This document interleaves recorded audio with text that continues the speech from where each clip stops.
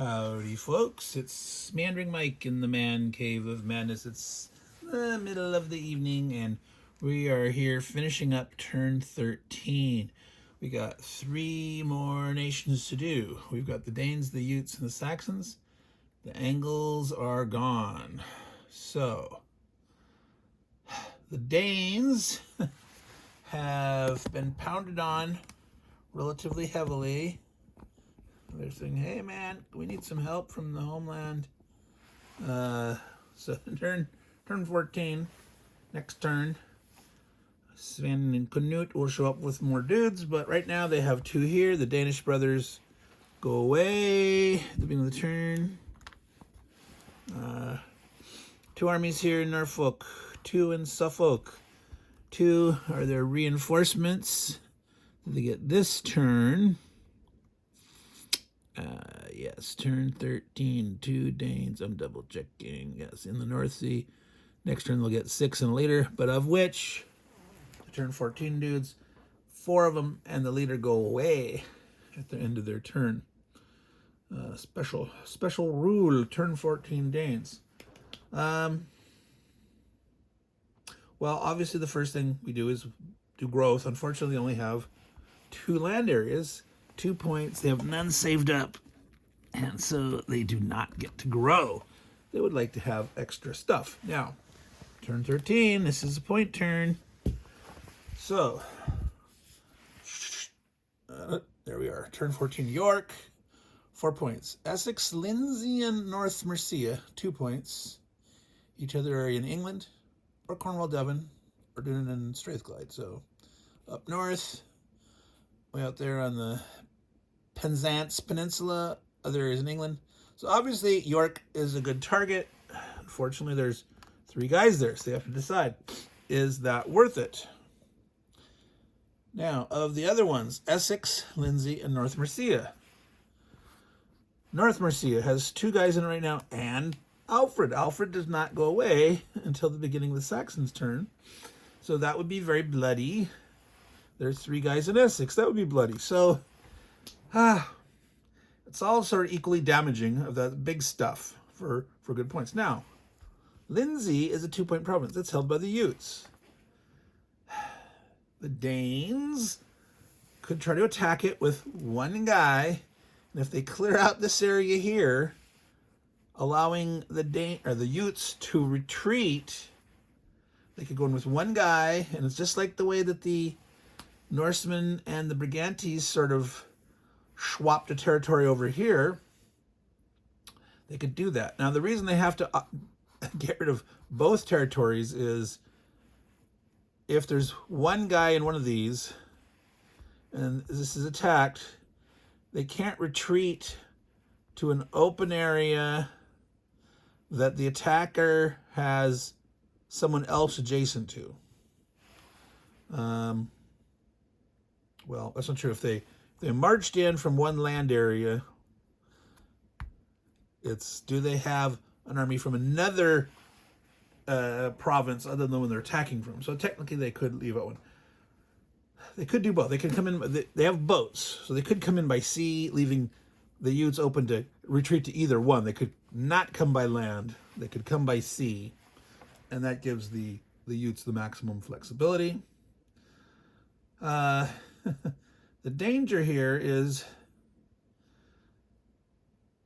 the Danes have 6 armies. If they take, say, Lindsey and York and don't keep one of these territories here, they'll be overpopulated unless they lose at least 2 armies. Now, up against 3, there's a good chance they might lose 2 armies. If they attack in here with 2 guys and 4 here, the odds of actually taking this is not great. I mean, obviously they have an advantage, 4 against 3, but they might not, and they're not going to have much left. So it's like, how much? They don't get any special points on turn 14 other than potentially can Sven Knut make themselves king. Now, 6 armies and a leader is nice. But unless the Saxons are hurt, they have to. Wow, York that's 4 points. Still 4 points. 4 points. Oi, oi, oi. The other alternative is the Danes come in with just 2 armies, try to hope to get lucky and maybe kill a couple of things, and then the Utes could try to take York to get it away from the Dubliners. That makes no sense. Yeah, Utes are only getting points for Kent, Sussex, Wessex, and Essex. That's where, so the Utes are just totally fine leaving that, but the Danes go before the Utes, which was beneficial down here when they sort of worked out a little deal to make some room to raid and make room for the Utes to get stuff, but the Danes are going to have to come in here while the Utes are there, because otherwise if the Utes leave on their turn, someone else could easily run in there. I'm sure the Saxons would love to throw a guy in there just to keep a green dude out. So thoughts.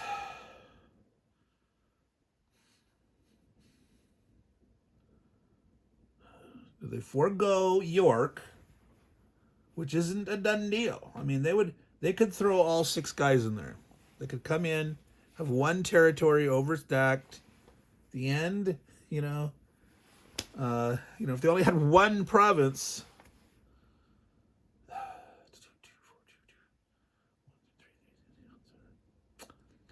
They really like to hit on Saxons. The red is purple. 4 points. Wow, this is some tough choices. Let's see. If the Danes come in here, they could actually come here to attack, overrun, penetrate to Huis, trying to kill as many Saxons as they can. Those could be worth each a half point.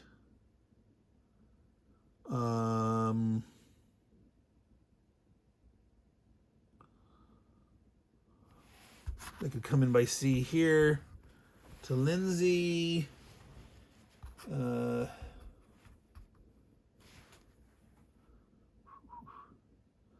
Technically, if they resolved, I think this would work. If you resolve this battle first, and these guys have come to here, at the moment, there are no adjacent armies to where, because they're in here attacking. They haven't taken these territories. They're not theirs. They belong to the Saxons. So at the moment that they're fighting the Utes could retreat to either one of these, because there's no Danish army controlling these territories adjacent to where they'd want to retreat to. That's an interesting proposition. They lost nothing. They could still maintain their 6 armies. They could potentially kill 2 Saxon armies. They could get 1, 2, 3, 4 points. It's nowhere near as bloody as trying to go up against 3 Dubliners. And right now, purple is 1 point behind green.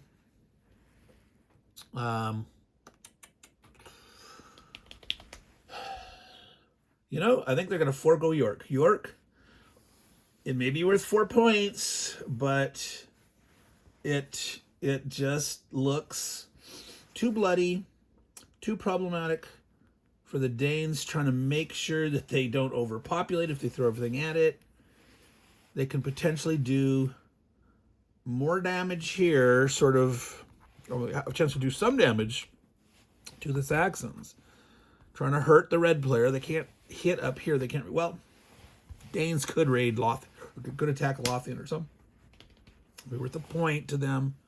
That's within England, but I think it makes more sense for them to stay together.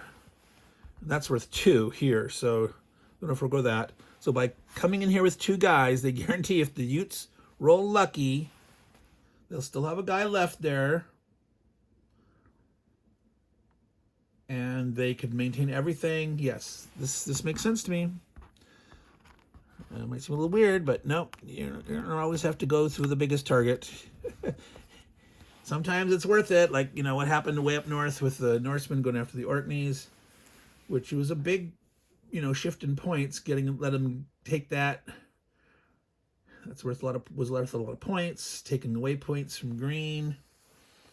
And they managed to do it, but it failed. I think the Danes want to have enough left so that when this also helps their chance of potentially being able to make king, especially if the Utes do something nasty and they, are hitting down here on their turn. So let's do this. So yeah, let's do the Lindsay fight first so that they can, the Utes can retreat. And by retreating to Suffolk, well, I don't think the Utes are going to want to attack Essex. That's a little, they could suicide there. Depending what happens to... If things go really bad here, I think if they retreat to Norfolk, in the long run, they would like to get themselves down here. The fact that the Utes are still alive is kind of amazing. But if they come to Suffolk, that means that the Danes can't retreat back. If things go bad, so green team attitude, probably they should retreat to Norfolk. But anyway, let's do this. So it's 2 dice, but they're needing 6s in Lindsay, 5 or 6. It could, things go bad, and the worst case would be the Utes and the Danes each lose an army. The good stuff is they all miss, and the green guys live, like we saw up in the Cumbria exchange. So I'm gonna tilt this up. We don't need to see Kent and Company. Oh no! 666. Oh my God! So now only 1 Ute dies, not 2. They could have killed 2. 1 Dane dies. So this is point-wise. The Danes are going to get 2 points out of that, where the Utes would get none. But they were unlucky in their luckiness. Normally you say, hey, great. Yeah. They didn't want to roll hits then. All right. So much for retreating for the Utes. All right. Let's do here. South Mercia. 5s or 6s, attacking, defending. Misses around. So the Saxons going to want to retreat. Can't retreat there.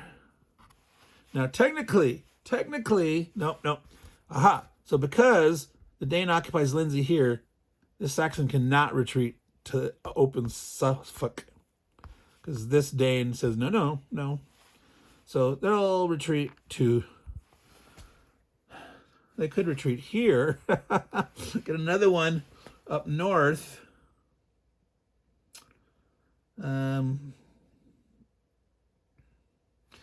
Yeah, they can turn the Utes might have their eye on Wessex. Yep. If Felice has to retreat, they could potentially go up there and have more, or come down one. We'll see. All right, Felice. They got the hit. That's a 6. So the Saxon did lose 1. All right. So the Dane has 5 armies. They have 3 territories that are worth still, 1, 2, 3, 4 points to them. It's not as good as, if they'd managed to take in York and Lindsay, but the odds that they would have, if they'd taken York, they probably only have 1 left. Or if they got really lucky, they might have lost, 2 guys due to overpopulation. You never know. All right, enough of that. It's done. The Danes have done their turn. The Saxons are getting picked on. It is now the Utes' turn. The Utes get to grow. The Utes get... Let's step back a little bit here again. They got 2 pop points. They had 2.5 saved up. So... Let's 4.5. Take out 3. That leaves them 1.5 left. All right, so they get to grow back 1. So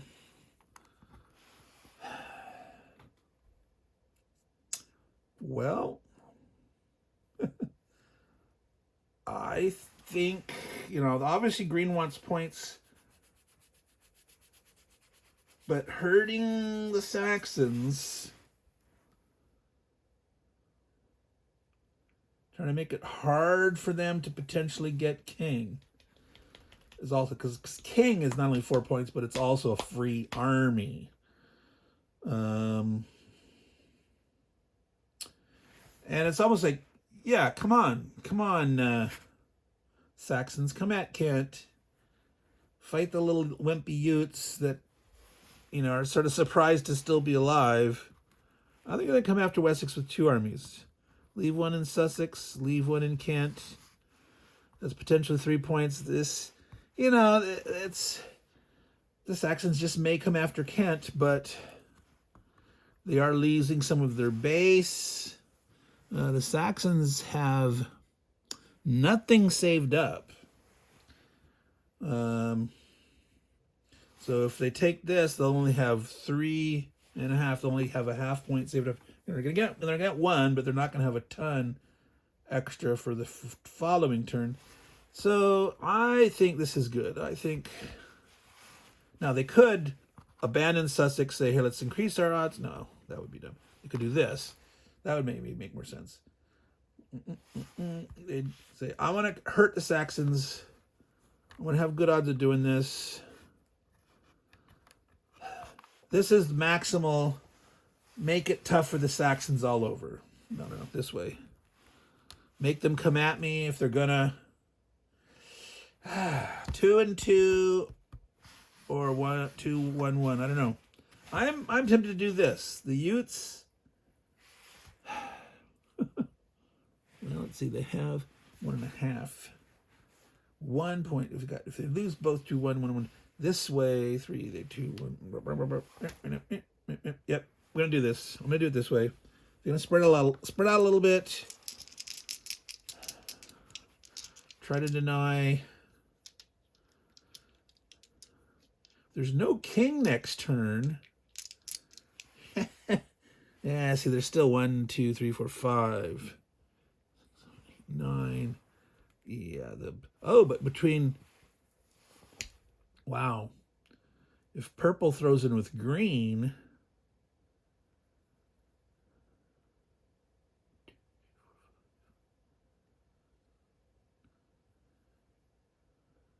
there's all these empty areas is the problem. It's just like, oh my God, it could be a tie.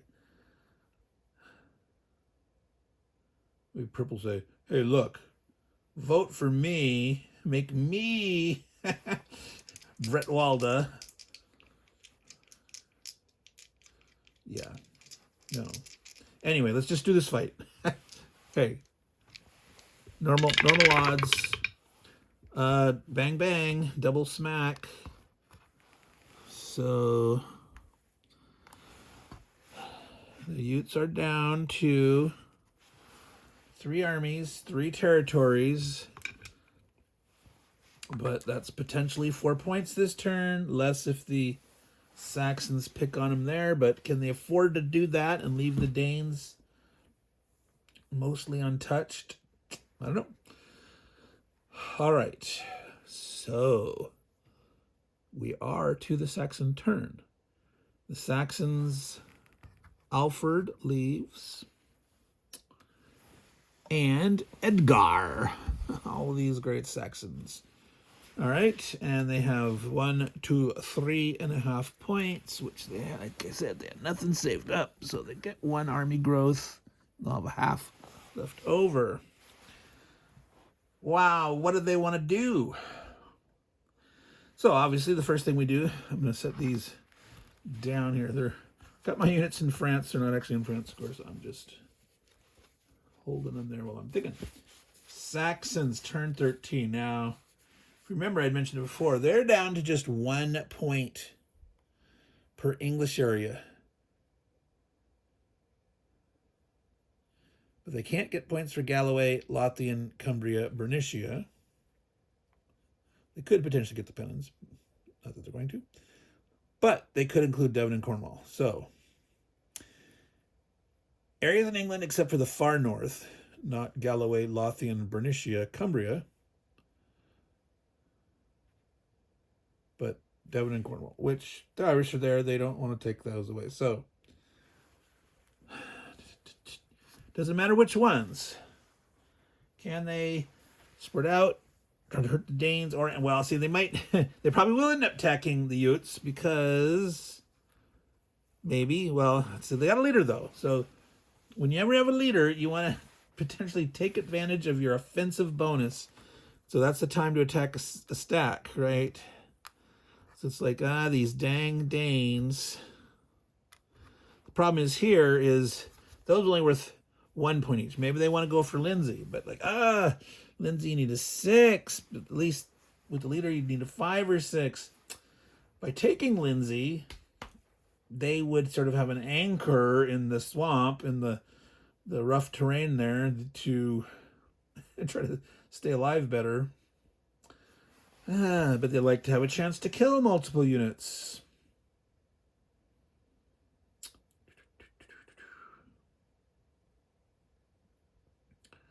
So, methinks 5, 1, 2, 3, 4, 5, 6. See, the thing is, the Brigantes being so big, 5, are totally going to prevent. No, stop. Gotta remember, that's the Norsemen. 4. They'd have to get to 8. They'd have to take over 4 provinces, all right? They can do this. There's 3 Danes, there's 3 Utes, there's 3 Dubliners, there's 4 Brigantes, 1 Norseman. So, in terms of kingship, 1, 2, 3, 4, 5, 6, 7, 8. All right. So, what do they have here? They have to spread out. Okay, keeping guys. So there's 2 excess, 1 excess, there's 4 excess. They got 1 new leader and 1 new army. Boy, that is tight. That is going to be really tight. Man, do they almost want to attack the Utes in 2 places? So even though they got a leader, it's like, I don't necessarily attack a stack of 2 because I don't necessarily can afford all the excess armies. 2, 1, 2, 3. Man, that means they'd have to go 2 guys on 1 place and 1 guy with the leader on the other to try to, if they're gonna spread out, go for kingship. 4 bonus points. It's also by spreading out 1 point each for these points this turn. They're going to maximize their spread out. 2. If they went 2 on here with the leader, and then it'll be like 1-on-1 on the Utes. Their best chance of getting king would be 2 normal armies on a place and an army and a leader on the other place. So let's see what that looks like.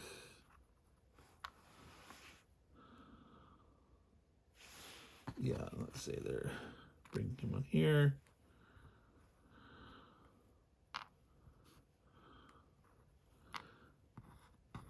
So if Edgar and 1 Saxon tries to take Kent, 2 Saxons try to take Sussex. 1, 2, 3, 4, 5, 6. They'll have at least 6 territories. So they're guaranteeing red is going to get Britwalda. So if there's no king, red can have a majority within their own self without needing any help. No wheeling and dealing. They can get Britwalda. If they manage to take both these spots, they will have 8, which allows the Saxons to be kings over the Brigantes. It's actually the Brigantes that are getting in the way of kingship.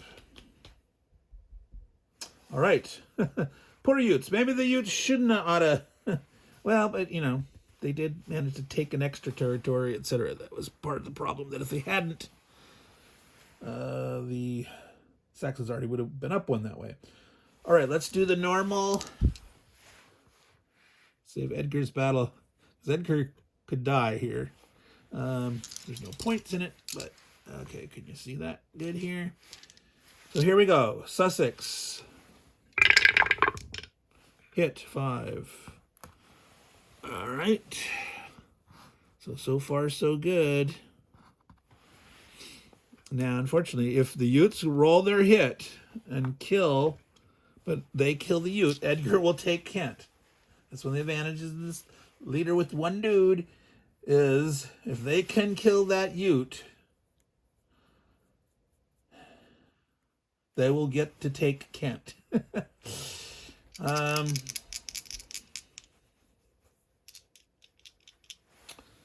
And let's see, the turn 14 Danes show up in the Frisian. So they could in their turn come right in there and hit on Kent, but I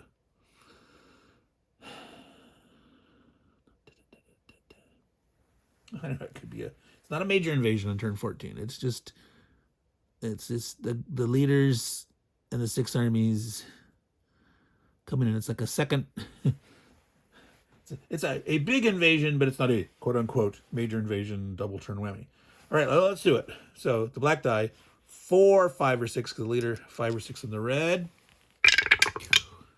Miss. The Utes have nowhere to retreat to, so the battle continues. Hit. Oh. Blood and guts. So the Utes aren't getting any points there. They'll still get one there. But the Saxon, sort of paid that price. They're kind of thin, which is going to be a problem here.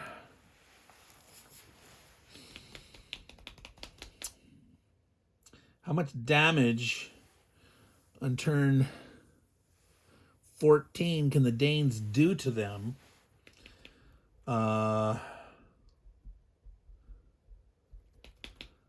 to be king, that's the problem, is there's also that Britannia is the backstop. So even if they charge in and wade into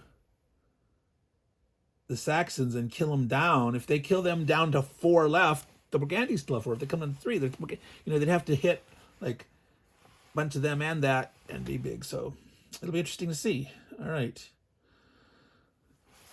So there we are, folks. That is the end of the fighting on turn 13. Let's take a quick calc of the points, since this is a point turn.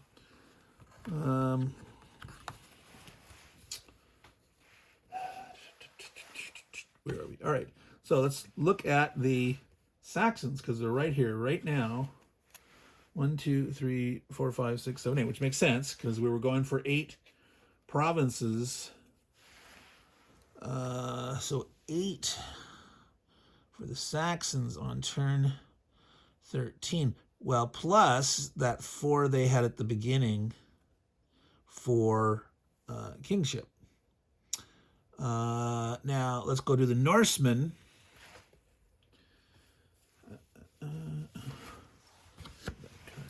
Norsemen. I think red's going to score a ton of points, man. So they managed to take Cumbria and the Orkneys, so that's 6 points. Now they still have these points here that I'm sort of keeping track of. I'm going to lump some of them all at the end. I could be adding these as I go along. I'm sort of keeping my brain track of which ones are got on which turn, but I'm just going to lump them in at the end. So 6 points for turn 13 for the Norsemen. So that was 3 and a 3-er. They got 2 of the 3-pointers, and Caithness is not worth any points to them. So they hold that one, but no points. So they got 6 points out of their two territories. They have 3 territories. 2 of them scored 3 points each. So that's pretty big. Six points for that. All right. The Irish, the little old Irish, they get a point for Devon and Cornwall. So that's still 2 points, which, you know, is not a lot, but it's respectfully good. Brigantes. Now, they got their Strathclyde. 5, 1 for each other area. 1, 2, 3, 4. 9 points. They scored more than the Saxons. Oh my God. This is like runaway, folks.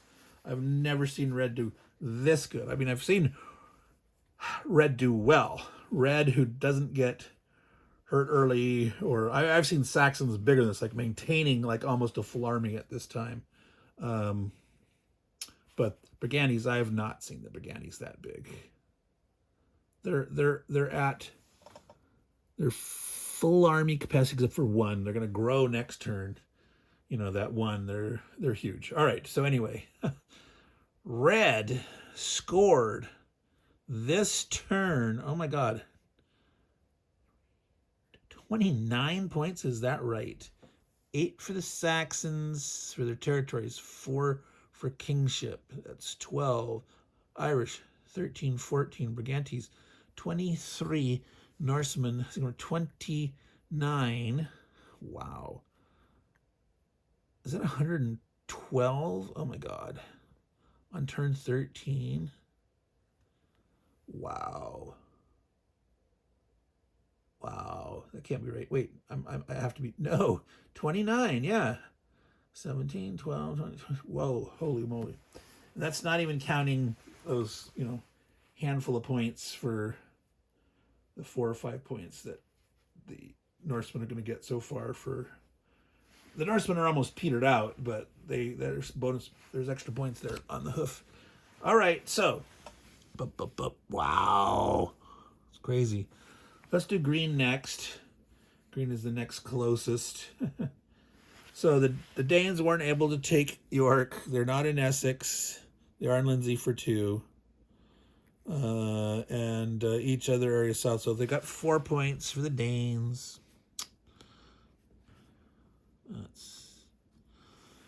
Yeah, if they were stronger, they'd go after York. They just had lost too much. The Utes are just getting 1. They have hurt the Saxons. This did cost the Saxons, you know, here and coming back here. Edgar just barely managed by the skin of his teeth. So that Utes, yeah. So overall, for the Utes, this is pretty respectable points for the Utes over time. Caledonians, unfortunately, lost the Orkneys, so I'm only getting 2 points. They are sad. The Welsh. All right, the Welsh have their pallies. Each of their 1, 2, 3, 4. So they got 6 points for Welsh. So green gets 10, 11, 12, 13 points. They're up to 76. All right.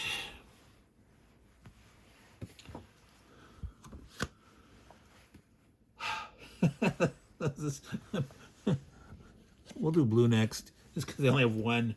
The Picts get 1 for each area held. They get 3. I mean, they're still alive. They're getting some points, but wow, poor dudes. All right. Angles are gone. Oh, these are gone. Of course, there's the Normans. Turn 15, 16.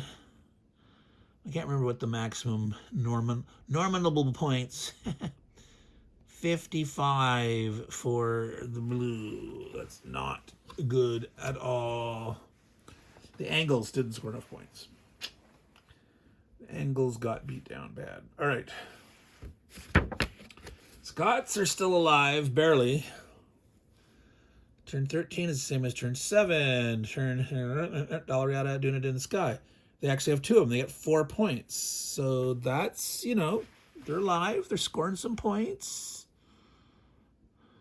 Turn 13, 4 points. The Dubliners. They did get their York. They got their York on. Cheshire and March. Cheshire's worth 1, March not worth anything, but that's 5 points for the Dubliners. So that's 9. So that's 71. So they are 5 points behind the Green. The Green gained on them. The Green was ahead by 1. They're now ahead by 5. Purple does have the Norwegians coming. The Greens ain't getting anything new, right? They got to do with what they got. I mean, they got, the Sven Knut force coming, but no new nation is joining the Green team. So that was it, folks. 112 for red, 76 for green, 71 for purple, 55 for blue. So 36 minutes in, Meandering Mike, Man Cave of Madness. We have finished turn 13 for Britannia. 3 turns left, 14, 15, 16. Turn 15 is going to be real exciting because that's when both William the Conqueror, the Normans, show up, and the Norwegians show up. And, of course, the Saxons get a king, and there's a big 3-way battle there. Next turn, turn 14, there's the whole Danish Sven Knut issue. Can he also declare himself king? Doesn't look good, but that's in their turn. In their turn, at the end of their turn, they can see, do we get 4 points? They don't get a bonus army. If they manage to do that, kingship thing there, but it's not likely. Anyway, ramble, meander. Meandering Mike, Man Cave of Madness. The late evening. It's now late evening. The middle of the late evening. Saying to all you good folks out there, take care and ciao.